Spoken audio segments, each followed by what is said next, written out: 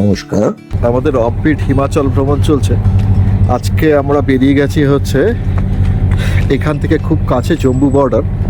আমরা যাব হচ্ছে পাদ্রিজোতের দিকে, পাদ্রিজোত হিল স্টেশন। এই যে আমাদের রঞ্জিত দা এখন পেট্রোল ভরে নিচ্ছে। এরপরে আমরা খেতে দাঁড়াবো, খেয়ে দিয়ে তারপরে এদিক দিয়ে সোজা গেলে এটা হচ্ছে ল্যাঙ্গেরা রোড দিয়ে, সালুনি থেকে ল্যাঙ্গেরা রোড দিয়ে সোজা গেলে আমরা পাদ্রিজোত চলে যেতে পারবো। এই আমাদের रंजीत दा 999 টাকার তেল বললো, দাদা 1 रुपया क्यों नहीं दिए, 999 दिया। ये दादा ये लकी नंबर है हमारा। আচ্ছা, 999 টাকার তেল ভরা হলো।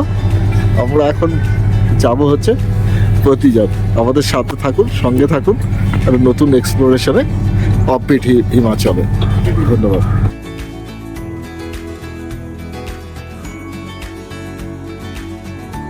আমরা এখন লাঞ্চ ব্রেকে দাঁড়িয়েছি। এই আমাদের খাবার জায়গা, কিছু টুরিস্ট রয়েছে এখানে, প্রচুর ফার্ন আছে। দেখে ইকো প্রিন্টের কথা মনে পড়ছে যদিও।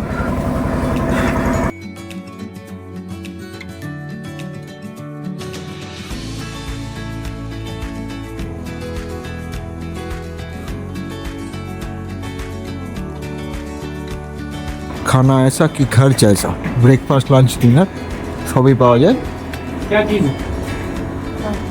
चले एसছি ভেতরে, बैठने का जगह। हाँ क्या पाएंगे आप? इस खाने को शेयर मोबाइल से देखा वाला।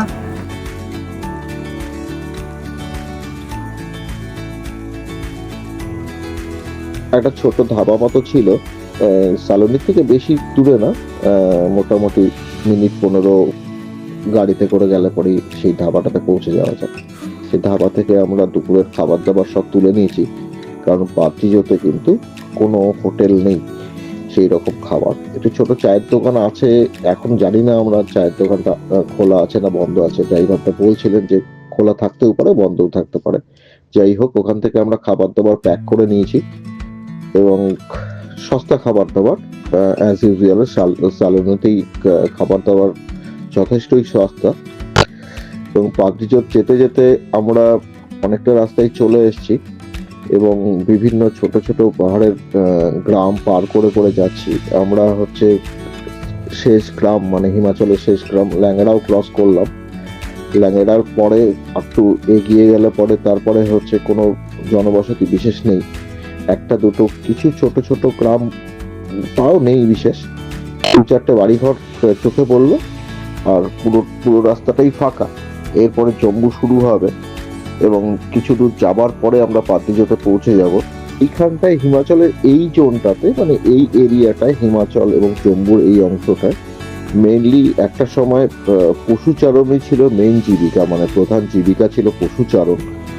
এবং পশুচারকরা এখানে তাদের পশুদের নিয়ে চড়াতে আসতো এবং অনেকটা সময় 2 মাস 3 মাস ধরে ওরা ওখানেই থেকে যেত।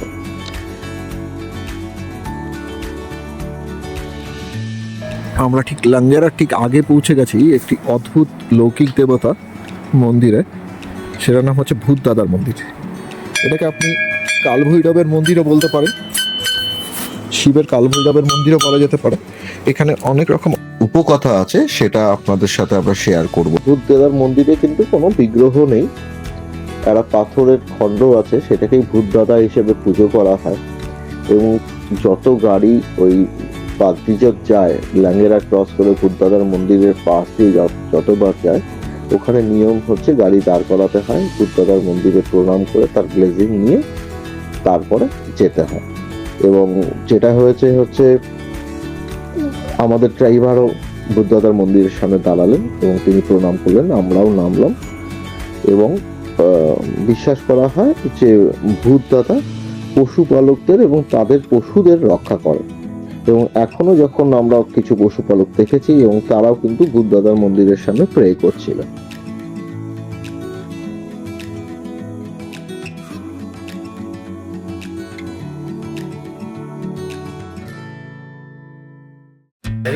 পাদ্রিজোতে চলে এসেছি। এই হচ্ছে পাদ্রিজোত, জম্মু কাশ্মীরের। চারিদিকে বরফ পড়ে আছে।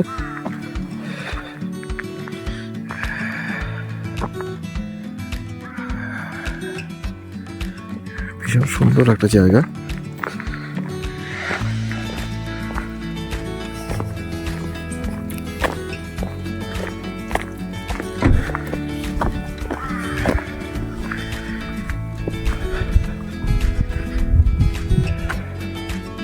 এখানে সব টুরিস্ট চলে গেছে, দোকানদাররা দোকান ভেঙে নিয়ে চলে গেছে, দোকানে শুধু এসে পড়ে আছে, কাঠামোটুকু পড়ে আছে, কারণ এখন হেভি বরফ পড়ার সময় টুরিস্ট আসা বন্ধ হয়ে যাবে এবং রাস্তাও বন্ধ হয়ে যাবে। চারিদিক শুনশান, ওই দিকটা প্রচুর বরফ পড়ে আছে, পাহাড়ের মাথায় প্রচুর বরফ পড়েছে। এখানে কিন্তু এখন বরফ পড়া শুরু হয়ে গেছে এবং প্রচন্ড ঠান্ডা। এবং যেটা হচ্ছে, আমরা তো সমতলের লোক, আমরা এতটা উঁচু পাহাড়ে এসে শ্বাসের কষ্ট হচ্ছে এবং প্রচন্ড হাওয়া হচ্ছে দেখে মাঝে মাঝে ভয়েসটা কেটে যাচ্ছে এবং ঠিকঠাক করে হয়তো আমার আওয়াজটা আপনাদের কাছে পৌঁছচ্ছে না, একটু ক্ষমা করে দেবেন।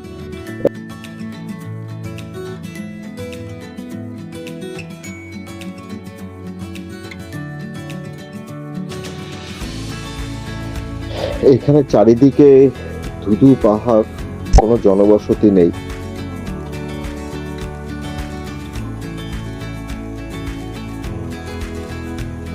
দেখুন একটা কবরখানা। এই ধুধু পাহাড়ের মধ্যে না কিছু লোক চিরকালের জন্য শুয়ে আছে। এইরকম নিঃসঙ্গ কবরখানা আমি খুব কম দেখেছি। একটা বাড়ি ঘর, মানুষজন কেউ নেই, শুধুমাত্র একটা কাক আছে হয়তো। সূর্য আস্তে আস্তে ডুবে যাচ্ছে, আমাদের পাতিজাত ভ্রমণও শেষ হলো।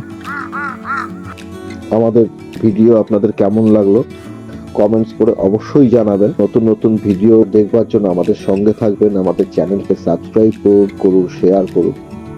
অনেক ভালো থাকবেন, ধন্যবাদ।